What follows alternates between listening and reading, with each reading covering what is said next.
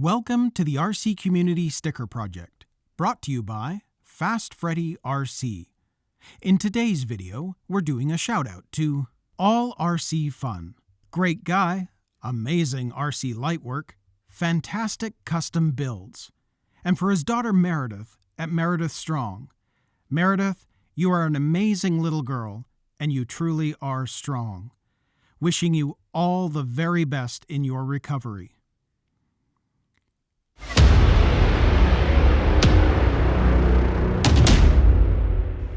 So for step 2 of the rear uprights when doing four-wheel steering, you can see that we're going to put in the axles and the housings, etc., that we need to put together. And then in the second part of that same step is where we're going to be attaching those uprights to the chassis. And of course, now that means we have the four-wheel steering arms. Now, what's interesting is step 2 is essentially replacing step 17 and 18 in the two-wheel steering option. So here are all of the parts that we're going to be needing for this. And what I also find interesting is that the instructions themselves, in the two-wheel version, they split up the steps, whereas for the four-wheel steering version, they've just told you basically just do all of this right here in this one step. And they don't even list out how many of these screws you need or anything. They've put them in sort of a gray zone, and it comes, all of the parts for this for four-wheel steering come in their own separate plastic bag.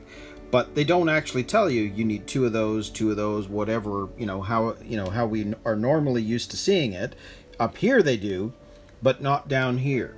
So you just need all of the extra parts that come in a basically a separate plastic bag. It's not labeled, and they are the pieces you need for the four-wheel steering. So I'll set this up and we'll start doing the first part, and we'll put these uprights together.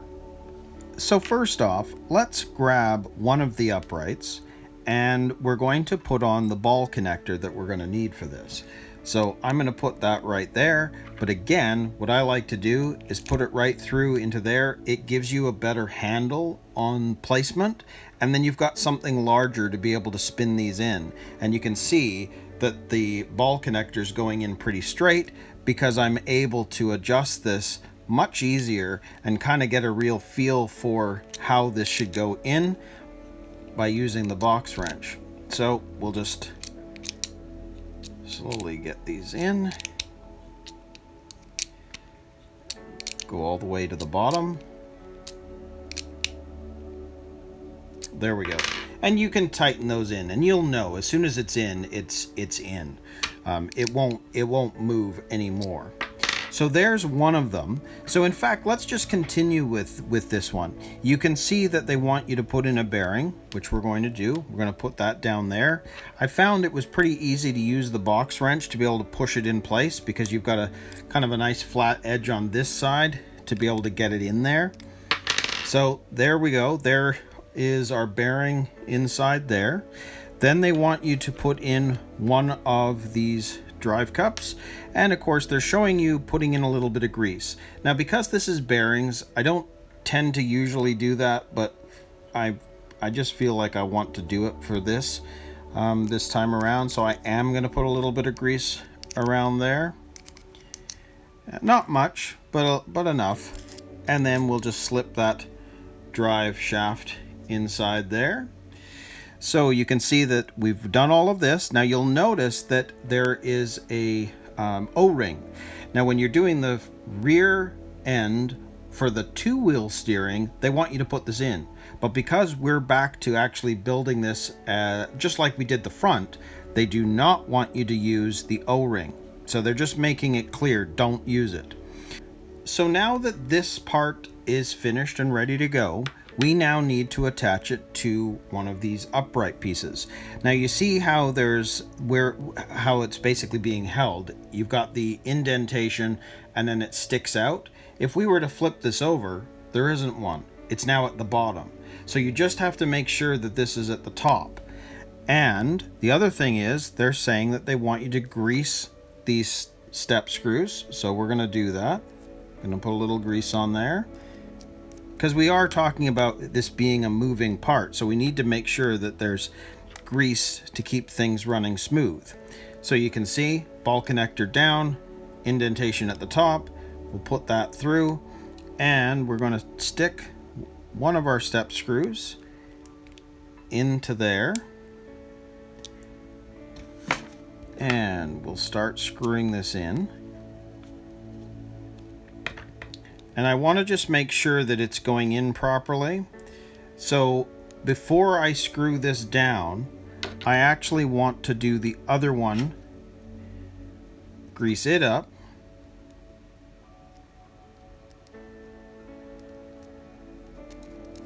got a little bit too much on there, but it doesn't matter. Technically it's better anyway. And now we can screw this in. Again, make sure that that's looking okay.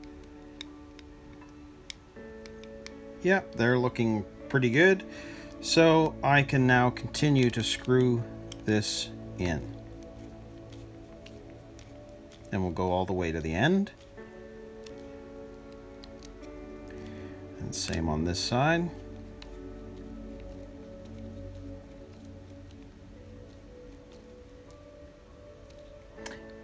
And you can go all the way in with these.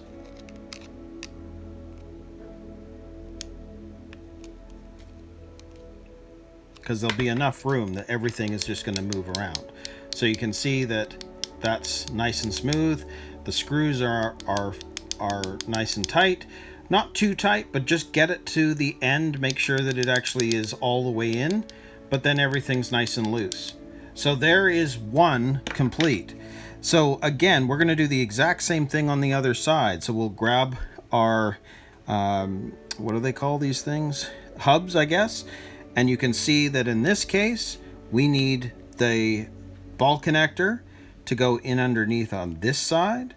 So again, I'm going to grab my box wrench, put that in. Just make sure I've got this right. We need this on the underside. Yes, okay. So we can screw that in. Get that going in nice and level.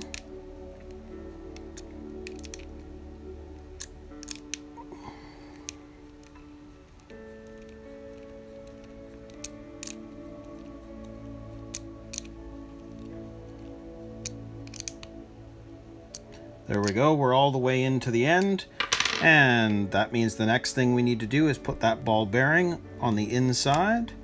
Get that down, but we'll grab our box wrench because that's going to help, and push it in all the way. There we go.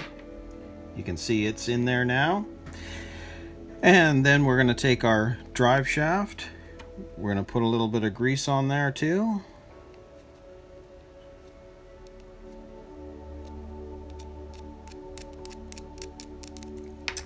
And we're going to slide that drive shaft into the hub. Now it's all the way in. And again, do not put in the O-ring because they don't want that in at this point. Again, it was only for the two-wheel steering option. And again, same idea. We need this to fit onto there just like that. And the indented area is facing up. And we're going to put in the step screw. Now, what did I do? I didn't grab the other two, so I'm just going to grab two more of these step screws. And again, we're going to grease this up.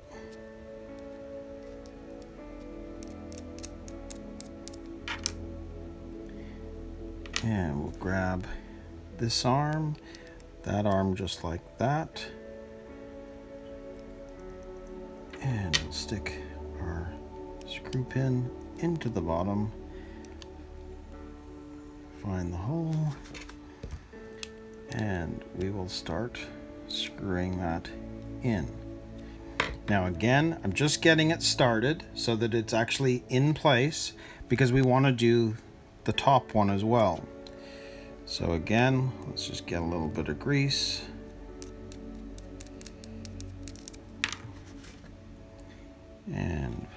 grab the top, make sure that's going inside the right hole, make sure it's going in nice and level. Yep. And we'll start screwing that one in. So you can see that the screws are going in fairly level. So I can now continue on screwing this all the way. And I might turn it over and kind of do the other side as well initially, just to make sure they're both going in correctly. They seem fine. So again, I'm going to screw this in all the way to the end, but once it's at the end, don't over tighten it, just take it to the end. There we go. And there we go. So there's another one ready to go. So this part of step 2 is complete. So we're going to move to the bottom part, and we're going to attach the drive shafts and attach the hubs to the chassis. So before we move on to this bit, there's something else I've noticed, and I don't know why they do this in their instructions, but when we started this, I was telling you that in step 15, you need to put this piece on, just as usual, because they're basically showing you that in step 1 of the 4-wheel steering, that's already on. Well, I've also noticed that the drive cups are already on. Well, in the 2-wheel steering option, you don't put the drive cups in until step 17. So again, now that we're going to work on attaching all of this, and it seems like steps 16, 17, and 18 have all been condensed into step 2, they're showing you that the drive cups are in, but they don't actually show you technically installing them. So you'll need to place these in on this step 2. And I mean, it's not grayed out. It looks like the actual drive cup is maybe to be put in at this stage, but there's no mention of it here. So you're going to want to put the drive cup in as well at this point too. And normally they would show you in step 17, but it is what it is. So you're going to end up doing that, and on this side, you still have to grease it all up. You've got the shorty on this side, if I can get that in, and you've got the other one, the one that's got the longer piece on the end, is at this side, and you'll need to grease those up before putting them into those into the gearbox essentially. So now that we know that they are in, we can attach everything. So you can see that from here, we need to grease the drive shaft itself before putting the hub in. So we'll do that. I'm going to grab the grease. We're going to grease up one end of the drive shaft, grease up the other end of the drive shaft, get it all lubed up.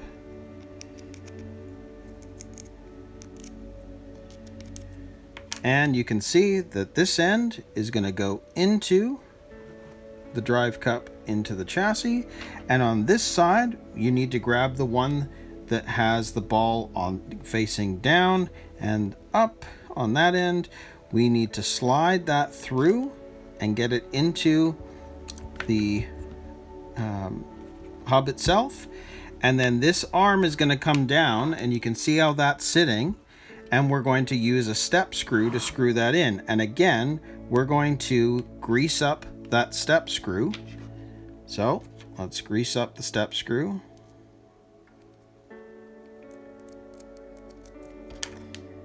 And we're going to slide that through that, through that hole. It's going to go into the top side of that hub, and then we're going to screw it in place.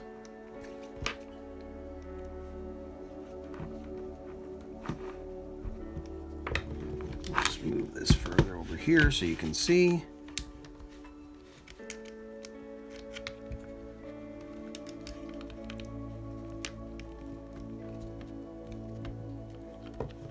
And make sure that that cup is still in there. There we go.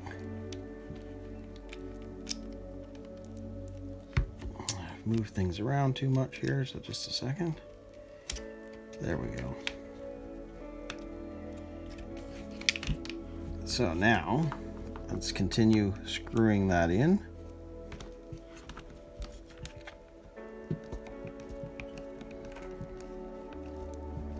All the way to the end, just don't need to over tighten.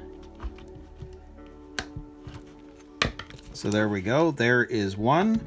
And then I'm gonna flip this over, because obviously I've got the drive shaft popping out again, and I need to slip that in. And on this end, we're gonna slide that over top. And once again, we're gonna grab our screw pin, and we're going to grease that up.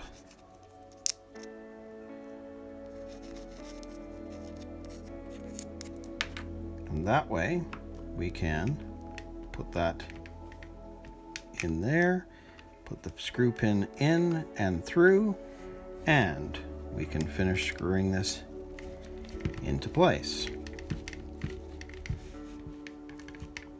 And once you're at the end, you'll know you're at the end. So now that one side is done, we can now move to the other side. So same again, you can see that we're going to need to use our step screw for the top part. So I'm going to grease this up a bit. And we're going to grab our other side, and you can see that we're going to need to have the ball connector facing down. This is going to come up and be attached to there. So we'll put that step screw through and put it through there, and we're going to start screwing that in.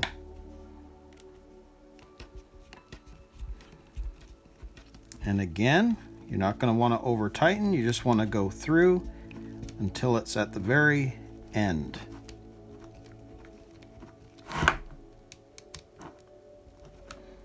There we go, we're at the end. So we've still got nice free movement with that arm. And you can see the same thing again, but we're going to need to grease up the dog bones.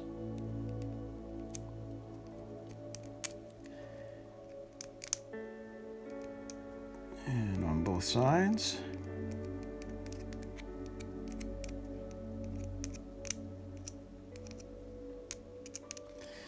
And we're going to slide the dog bone inside of the hub, get it into the right place, and here. Let's do it this way. We'll stick that into the hub, into the right spot. And slide that into the shaft itself so that it's in the right spot. And once again, oh, that slid out. There we go. Then we're going to grease up the pin. And in fact, I'm just going to let it sit like that for a second while I grease up the pin itself.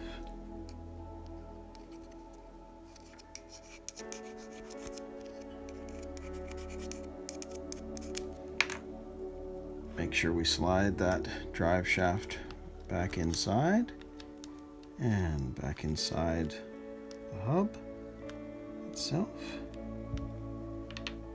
Come on. There we go. Now we're in, and we're basically just going to close this up.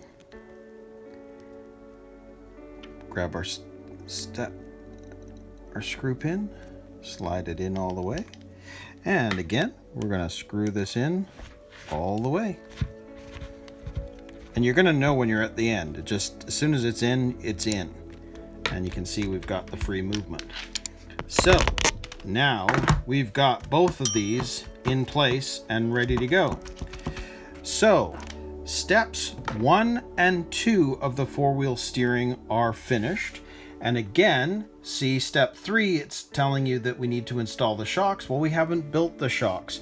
So from this point on, we are actually going to go back to step step 19 and continue on from there, because we need to build the dampers, and we can continue on and install the dampers, and then we've got this. And I was saying before, we're not going to install the rear bumper, but let's just take this in order. So for the next thing we're going to do is we're moving to step 19, and we're going to start to build the dampers.